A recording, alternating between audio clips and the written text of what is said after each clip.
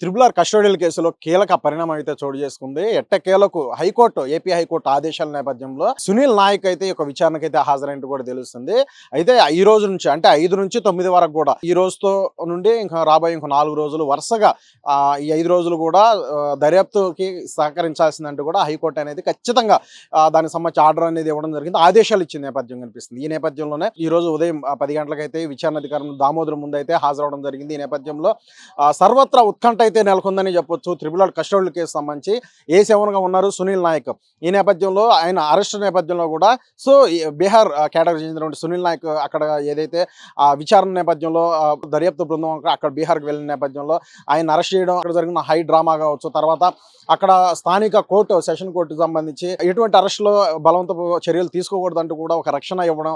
ఆ నేపథ్యంలో ఇక్కడ గుంటూరు కోర్టులో సంబంధించి మొబైల్ కోర్టులో నాన్ బెయిల్ వారెంట్కి సంబంధించి వాదనలు ప్రతివాదనలు అన్ని జరగడం కావచ్చు. అలాగే ఇటు బెయిల్కి సంబంధించి ఒకవైపు సునీల్ నాయక్ సంబంధించి ఏపీ హైకోర్టుకు ఆశ్రయించిన నేపథ్యంలో కూడా దర్యాప్తు అంతా కూడా ఇదంతా ప్రభావితం అయ్యే అవకాశం ఉంటుందంటూ కూడా ఏదైతే ఇటు పోలీసు తరపు న్యాయవాదులందరూ కూడా మరి వాదించిన నేపథ్యంలో ఎట్టకేలకు వీరికి సముఖంగా ఆర్డర్ అనేది రావడం జరిగింది. ఎట్టి పరిస్థితుల్లో ఒకవైపు సెషన్ కోర్టు ఇచ్చిన రక్షణకు సంబంధించి అది అడ్డుపెట్టుకొని విచారణకి హాజరు అవ్వకూడదు అనేది ఎక్కడ కూడా లేదు. ఆ నేపథ్యంలో ఖచ్చితంగా విచారణకి అయితే హాజరు అవ్వాల్సిందంటూ కూడా ఆదేశాలు ఇచ్చిన నేపథ్యంలో ఎట్టకేలకు ఈరోజు ఉదయం 10 గంటలకైతే గుంటూరు ఇక్కడికి రావడం అయితే జరిగింది. విచారణ అధికారి ముందు దామోదర్ ఆధ్వర్యంలో విచారణ అయితే మొదలైంది.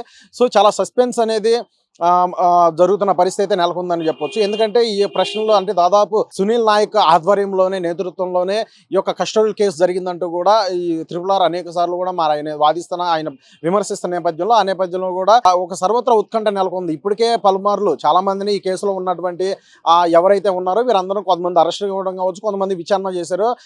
దాంట్లో ఎవరైతే ఇప్పుడు మాజీ సిఐడి చీఫ్గా ఉన్నటువంటి పివి సునీల్ కుమార్ ఆయన కూడా విచారణ చేయడం జరిగింది. తర్వాత కొన్ని కీలకమైన ఆయన చెప్పిన అన్నిటి కూడా స్టేట్మెంట్లు కూడా రికార్డు చేయడం జరిగింది. చాలా వరకు కూడా అడిగిన ప్రశ్నలను కూడా ఆయన దాటవేసే ప్రయత్నం అయితే చేశాడు.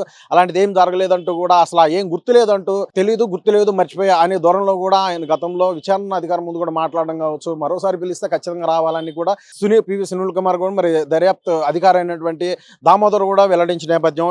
తర్వాత ఎవరైతే అరెస్ట్ నేపథ్యంలో కూడా పివి సునీల్ కుమార్కి అత్యంత సన్నిహితుడిగా ఉన్నటువంటి వ్యవహారాలు కూడా చూసుకున్నటువంటి అనేక విమర్శలు అయితే ఉన్నాయి. కామెపల్లి తులసిబాబు ఈయన అరెస్ట్ అవడం ఒక ఏదైతే హై టెన్షన్ వాతావరణంలో కూడా జరిగిందనేది కూడా తెలుస్తుంది. అయితే ప్రధానంగా ఈయనే కీలకంగా వ్యవహరించాడు. త్రిబుల్ ఆర్ కస్టడీలో తీసుకున్న తర్వాత ఆయన్ని టార్చర్ చేసే విధానంలో ఈయనే స్వయంగా తన గుండెల మీదకి ఎక్కి తొక్కి ఈ విధంగా అనేక శారీరకంగా హింస చేశారంటూ కూడా రఘురామకృష్ణరాజు అనేక విమర్శలు చేసిన నేపథ్యం కూడా ఇవన్నీ కూడా తెలిసిన విషయమే.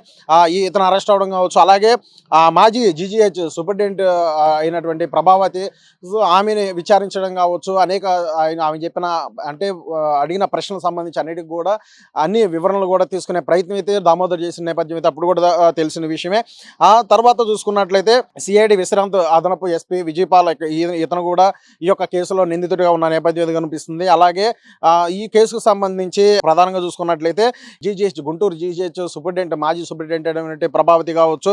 అలాగే సునీల్ నాయక్ను కూడా A7గా చేర్చడం జరిగింది. ప్రధానంగా ఈ యొక్క సునీల్ నాయక్ అంశానికి సంబంధించి కూడా ఈ ప్రస్తుతం రాజకీయంగా లేదంటే ప్రస్తుతం ఏదైతే విచారణ నేపథ్యంలో కూడా ఏ స్థాయిలో ఏ విధంగా జరిగిందనేది కూడా అందరికీ తెలిసిన విషయమే. ప్రధానంగా ఏదైతే గత ప్రభుత్వంలో ఎంపీగా ఉన్నటువంటి రాజద్రోహం కేసు కావచ్చు, ఆ కేసులో హైదరాబాద్లో అరెస్ట్ అవడం, తర్వాత గుంటూరుకి తీసుకురావడం జరిగింది. గుంటూరు తీసుకొచ్చిన నేపథ్యంలో సిఐడి కార్యాలయంలో తనని అనేక విధాలుగా తనని టార్చర్ చేశారని అనేది ఏదైతే కూటమి ప్రభుత్వం ఏర్పడిన తర్వాత గుంటూరు నగరపాలనలో పోలీస్ స్టేషన్లో కేసు ఫైల్ చేయడం కావచ్చు. దాని తర్వాత విచారణ అనేది స్పీడప్ అయిన నేపథ్యంలో విజయనగరం ఎస్పీ అయినటువంటి దామోదర్ ఆధ్వర్యంలో ఈ విధంగా పలువురు అరెస్ట్ కావచ్చు, పలువురు విచారణ నేపథ్యం కూడా ఇవన్నీ కూడా స్పీడప్ జరిగింది. అత్యంత కీలక దశకి చేరుకుందా ప్రస్తుత తాజా రాజకీయ ఏదైతే ఈ యొక్క పరిణామాల నేపథ్యంలో ఈ యొక్క విచారణ నేపథ్యంలో అంటే దానికి ప్రశ్న అవుననే అనే ప్రధానంగా వినిపిస్తున్న అయితే నేపథ్యం కనిపిస్తుంది.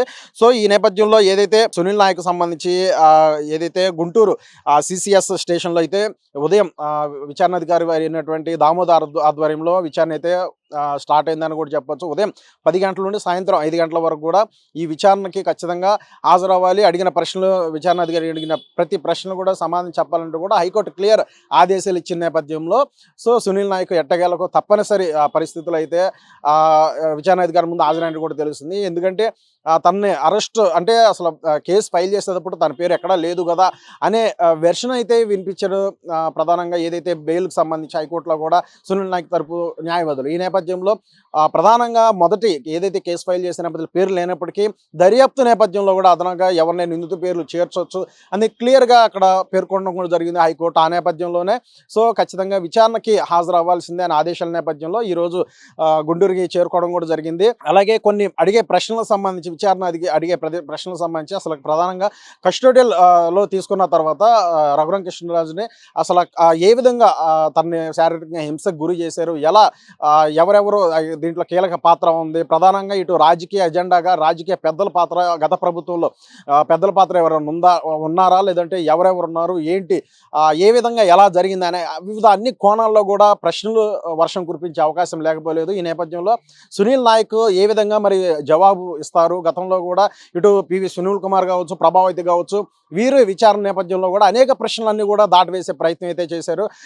ఇప్పుడు సునీల్ నాయక్ విచారణలో మరి ఏ విధంగా ఉంటుంది ఆ విచారణ, అడిగే ప్రశ్నలకు సంబంధించి సునీల్ నాయక్ సమాధానాలు ఏ విధంగా ఉంటాయి, వీటన్నిటి నేపథ్యంలో కూడా చాలా ఆసక్తి నెలకొంది అనేది కూడా చెప్పొచ్చు.